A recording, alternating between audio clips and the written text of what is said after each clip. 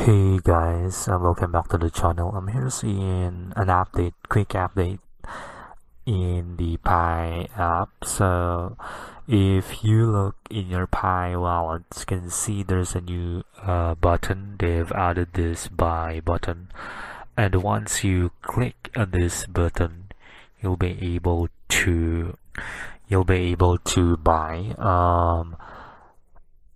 Pi tokens directly in the Pi wallet. So if you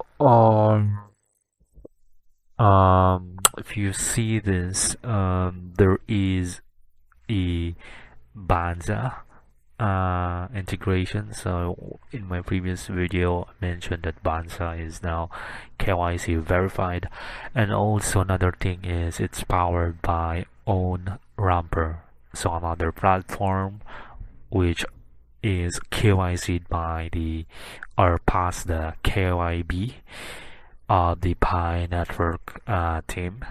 So I'm not sure if this is available for everyone, but when I checked my Pi wallet, I didn't see this button. So maybe this is only applicable for those wallets that were activated using Banxa, or maybe they're releasing this feature by batch, so not at once.